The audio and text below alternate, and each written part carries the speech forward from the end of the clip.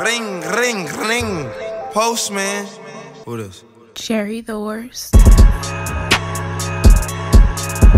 Alright, so boom, welcome back to my channel, you guys. If you're new, welcome. My name is Jerry, and today I'm going to be showing you guys how to transform a synthetic wig and how to properly blend it, because when you first get a synthetic wig, no matter how good it is, it comes very wiggy.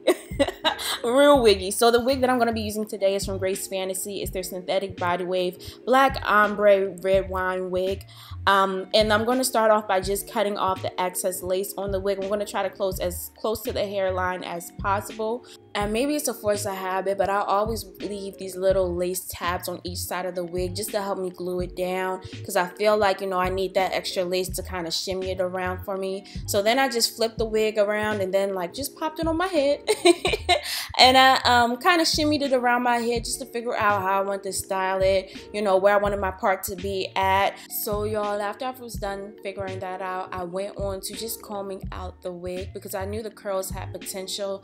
And let me tell y'all, like the front part of this wig was so I don't know if it was tangled, but my comb just kept catching, and it was the lace frontal part of the wig. Then when I got to the back of my wig, you can see like my comb is just gliding through the wig. So everywhere else on the wig was really freaking soft except the lace frontal part. And I don't know if that's common for wigs. This is my first long synthetic wig, so I wasn't used to this. My comb just kept catching, bruh. But I kept strong and I kept combing through it because I knew I liked the curls. And from the picture that I saw on their website, I was like, I know the curls have potential. So after I was done combing out the hair, I kind of repositioned the frontal just because I kind of moved it a little bit and went on to basically just redefining the part. And I did that with the wide tooth comb. It was very easy. And then I went on to pluck out the part as well, just to make it a little bit wider.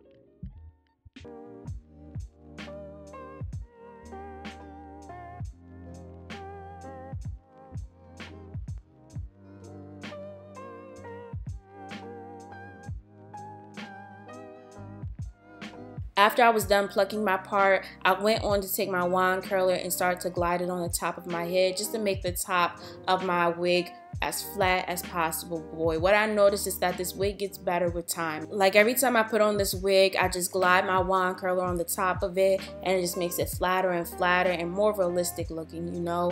And I feel like this is the most crucial part to blending your wig, because whenever you get your synthetic wig, initially it's always freaking thick at the top. So after that, I just went on to try to make baby hairs. So let me tell y'all, I am definitely no expert at baby hairs. I hate how the hair community always tries to flame people.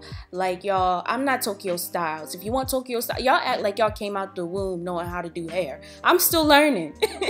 So, you know, my baby hairs aren't the best in this video. You know, they're start out. I kind of cut them. I actually cut the baby hairs throughout wearing this wig, and it got better over time. But I'm just saying it's not the best right here. But yeah, I'm just roughly cutting out where I want my baby hairs to be at, and I'm going to glue them down, or I'm going to shape them, excuse me, later on. So after I kind of, you know, figured out how much of the baby hairs I wanted out, I went ahead and took my Got2b glue in the black bottle, the clear gel, y'all, and started to just lay down my wig. I always lay my wigs down section by section because, like I said previously, sometimes I just get the placement wrong. I don't know what I be doing, but I definitely get the placement wrong very often.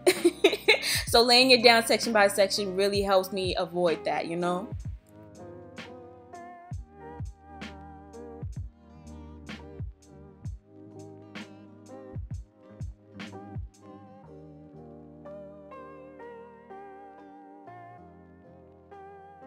So then I went back to playing around with the baby hairs and pulling them out. For some reason with my synthetic wigs, I always try to do a little swoop at the middle part of the wig just because I feel like it makes it look a little bit more natural.